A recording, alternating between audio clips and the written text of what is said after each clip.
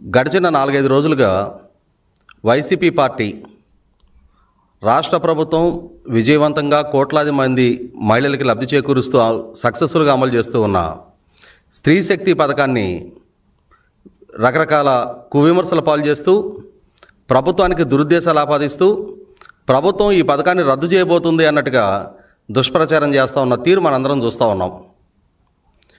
దాదాపుగా YCP party ఆవిర్భావం నుంచి ఈ విధమైన ప్రచారాలతోటి దుమ్మెత్తిపోస్తూ వాస్తవాలని అవాస్తవాలుగా సత్యాన్ని అసత్యాలుగా చిత్రీకరిస్తూ వాళ్ళు చేస్తూ వస్తున్న ప్రచారాల పర్యవసానం 2019 ఎన్నికలకు ముందు వాళ్ళు ప్రజలను కొంత నమ్మించగలిగారు.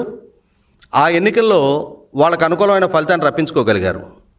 కానీ ఒకసారి 2019లో పాలకుడిగా జగన్మోహన్ రెడ్డి పదవి బాధ్యతలు చేపట్టిన తర్వాత వైసీపీ ఏంటి, జగన్మోహన్ రెడ్డి ఏంటి, ఆయనకున్న క్రెడిబిలిటీ ఏంటి, వాళ్ళ సోషల్ మీడియా, వాళ్ళ వ్యూహకర్తలు, వాళ్ళ సొంత మీడియా చేసే ప్రచారాల ప్రభావం ఎలా ఉంటుంది అనేది ప్రజలకు వాస్తవ రూపంగా నిర్ధారణ అయిన తర్వాత 2024 ఎన్నికల్లో ప్రజలు ఏ విధమైన తీర్పిచ్చారనేది కళ్ళ ముందు కనిపిస్తూ ఉంది. సహజంగా ప్రజల నుంచి ఇంతటి ఘోర ఓటమిని ఎదుర్కొన్న ఏ రాజకీయ పార్టీ అయినా సరే 5 సంవత్సరాలు తమ పాలనలో తాము చేసిన తప్పులేంటి, ఎందుకు ప్రజల నుంచి ఇంత తిరస్కారానికి గురయ్యాము, ఇంతటి తీవ్ర ఆగ్రహానికి గురి కావాల్సినంతటి పాలనా వైఫల్యాలు తమలో ఏమున్నాయి అనేది ఏ రాజకీయ పక్షమైనా కొంచెం పునరాలోచన చేసుకుంటుంది.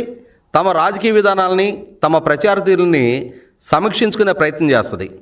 కానీ వైసీపీ పార్టీ 2019 ఎన్నికలకు ముందు ఏ విధానాలను అవలంబిస్తూ వచ్చారో, ఏ దుష్ప్రచారాలు చేస్తూ ఇదే తమ రాజకీయ విధానంగా వాళ్ళు చలామణి చేస్తూ వచ్చారో, 2019 ఎన్నికల ఫలితాలకి ఏది వాళ్ళు సక్సెస్ ఫార్ములాగా ఎంచుకున్నారో అదే విధానాన్ని ఈరోజు కూడా అమలు చేస్తూ ప్రతి సక్సెస్ఫుల్గా నడుస్తున్న పథకానికి కూడా ఏదో ఒక రకమైన వక్రభాష్యాలు చెప్తూ ప్రజల్లో ప్రభుత్వం పట్ల వ్యతిరేకత పెంచగలము అని చెప్పని ఒక దురుద్దేశంతో వాళ్ళు ప్రచారం చేస్తూ ఉన్నారు.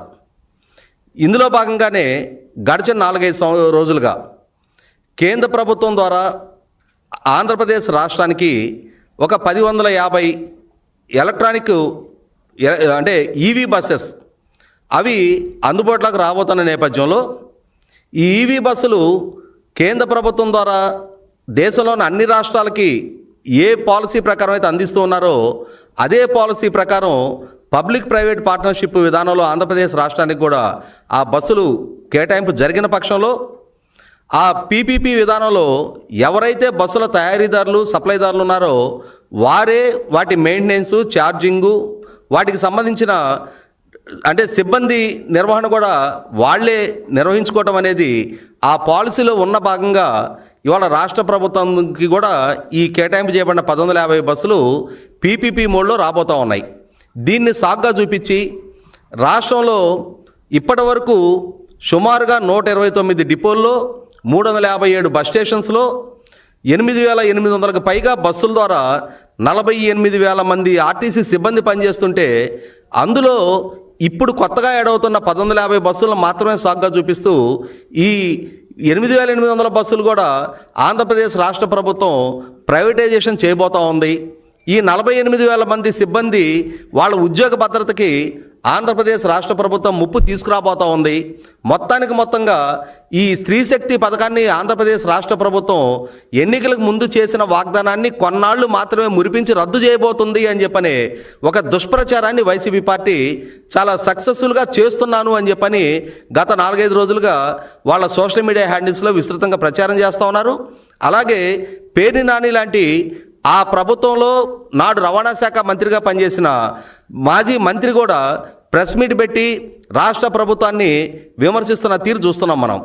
అయితే ఇక్కడ గమనించుకోవాల్సింది ఏంటి అంటే ఈ స్త్రీ శక్తి పథకం అమలు కావడానికి ముందు ఏపీఎస్ఆర్టీసీ ఆక్యుపెన్సీ రేషియో 60%గా ఉండేది. ఒకసారి ఆంధ్రప్రదేశ్ రాష్ట్ర ప్రభుత్వం గడిచిన ఆగస్టు నెలలో ఈ స్త్రీ శక్తి పథకాన్ని అమల్లోకి తీసుకొచ్చిన తర్వాత ఇప్పటికీ ఆర్టీసీ ఆక్యుపెన్సీ రేషియో 92% పెరిగింది. అంటే ఈ అదనంగా పెరిగిన 32% ఆక్యుపెన్సీ రేషియో అనేది ఆర్టీసీకి జవసత్వాలు అందించే నిర్ణయమా లేకుంటే ఆర్టీసీని నిర్వీర్యం చేసే నిర్ణయమా? ఇవాళ ఈ 32% ఆక్యుపెన్సీ రేషియో పెంచడం ద్వారా గడిచిన 9 నెలల కాలంలో ఆర్టీసీలో ఈ స్త్రీశక్తి పథకాన్ని వినియోగించుకొని సుమారుగా 67 లక్షల మంది మహిళలు సుమారుగా 67 కోట్ల ప్రయాణాలు చేయడం జరిగింది. అంటే ఈ 67 కోట్ల ప్రయాణాల ద్వారా ఆర్టీసీకి 2350 కోట్ల రూపాయల సబ్సిడీని ఆంధ్రప్రదేశ్ రాష్ట్ర ప్రభుత్వం చెల్లించబోతా ఉంది. దాంట్లో ఇప్పటికే 720 కోట్ల రూపాయలు ఇప్పటికే ముందస్తుగా చెల్లించేయడం కూడా జరిగింది. అంటే ఇవాళ ఏపీఎస్ఆర్టీసీకి అతి పెద్ద కస్టమర్గా ఆంధ్రప్రదేశ్ రాష్ట్ర ప్రభుత్వం 32% ఆక్యుపెన్సీని ప్రొవైడ్ చేస్తూ 67 కోట్ల ప్రయాణాలని ఆర్టీసీకి రాష్ట్ర ప్రభుత్వం ద్వారా ప్రొవైడ్ చేయడం జరిగింది. ఇంతటి జవసత్వాలు, ఇంతటి రెవెన్యూ, ఇంతటి ఆర్టీసీకి ఒక రకమైన వన్య ఆంధ్రప్రదేశ్ రాష్ట్ర ప్రభుత్వం ద్వారా అందించగలుగుతుంటే ఇటువంటి పథకాన్ని ఇన్ని కోట్ల మంది ప్రజలు సక్సెస్ఫుల్గా వినియోగించుకుంటున్న పథకాన్ని రాష్ట్ర ప్రభుత్వం రద్దు చేయబోతుంది అనే ఒక రకమైన దుష్ప్రచారాన్ని వైసీపీ చేయటం అనేది 100% ఆక్షేపణీయం. ఇక్కడ గమనించుకోవాల్సింది ఏంటి అంటే యూజువల్గా ఉండే 40% మగవారి ఆక్యుపెన్సీకి అదనంగా ఇప్పుడు ఆడవారు 52% అదనపు ప్రయాణాలు చేస్తూ ఉన్నారు. ఈ 52% ఈ స్త్రీశక్తి పథకాన్ని వినియోగించుకుంటున్న మహిళలందరూ కూడా చిన్న సన్నకారు కుల వృత్తులు చేసుకునే వాళ్ళు, చిన్న చిన్న ఉద్యోగాలు చేసుకునే వాళ్ళు, అలాగే చదువుకుంటున్న బాలికలు, యువతులు ఆ ఫెసిలిటీని వినియోగించుకుంటున్న తీరు చూస్తున్నాం. ఒక రకంగా ఒక గ్రామీణ ప్రాంతం నుంచి సమీపంలో ఉన్న ఏ పట్టణానికి చదువుకోవటానికో లేకుంటే తమ కుల వృత్తుల పరంగానో చిన్న చిన్న చిరుద్యోగాలు చేసుకోవటానికో ఒక మహిళ నెలవారీగా ప్రయాణం చేయాలి అని అంటే కనీసం మాత్రంగా 2000 నుంచి 5000 వరకు ఖర్చు అయ్యే పరిస్థితులు మన కళ్ళ ముందున్న వాస్తవం. అటువంటి 2000 నుంచి 5000 రూపాయల వరకు ప్రతి మహిళకి కూడా ఇవాళ రాష్ట్ర ప్రభుత్వం ద్వారా ఆ అమౌంట్ సేవ్ అవుతూ ఉంది. ఆ అమౌంట్ సేవ్ అవటం ద్వారా ఖచ్చితంగా అది మహిళల సాధికారతకి, అదే సందర్భంలో ఆయా కుటుంబాలకి కూడా మరింత ఆర్థిక ప్రయోజనం చేకూర్చే దిశగా రాష్ట్ర ప్రభుత్వం సక్సెస్ఫుల్గా అమలు చేస్తున్న ఈ పథకానికి వైసీపీ తన దుష్ప్రచారంతో వీలైనంత వరకు ప్రభుత్వం పట్ల వ్యతిరేకత పెంచాలి అని చెప్పని ఒక ప్రయత్నం చేస్తున్న తీరు చూస్తున్నాం. ఇటువంటి స్థితిలో ఖచ్చితంగా రాష్ట్ర ప్రభుత్వం ఈ విధంగా ఇంత విజయవంతంగా అమలు చేస్తున్న ఈ పథకాన్ని నిర్వీర్యం చేయటం కానీ రద్దు చేసే ఆలోచన కానీ రాష్ట్ర ప్రభుత్వానికి ఎక్కువసేనా లేదు.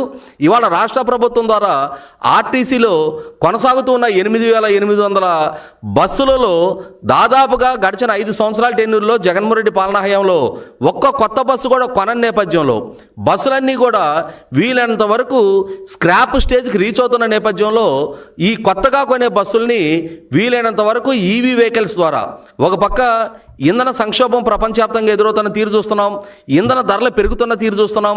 అటువంటి సందర్భంలో ఈవీ వెహికల్స్ని కనుక అంటే ఈ ఫ్యూయల్ వెహికల్స్కి ప్రత్యామ్నాయంగా ప్రస్తుతం ఉన్న డీజిల్ ద్వారా రన్ అయ్యే వెహికల్స్కి ప్రత్యామ్నాయంగా ఈవీ వెహికల్స్ని కనుక వాటిల్లో సబ్స్టిట్యూట్ చేయగలిగితే ఒకటి ఫ్యూయల్ ఎఫిషియన్సీ అంటే 1 లీటర్ డీజిల్ వల్ల అయ్యే ఖర్చు కన్నా అంటే కరెంటు వినియోగం ద్వారా ఒక కిలోమీటర్ రన్ అవడానికి వీలైనంత తక్కువ ధరలో ఈ ఈవీ వెహికల్స్ని నడపడానికి ఆస్కారం ఉంటుంది.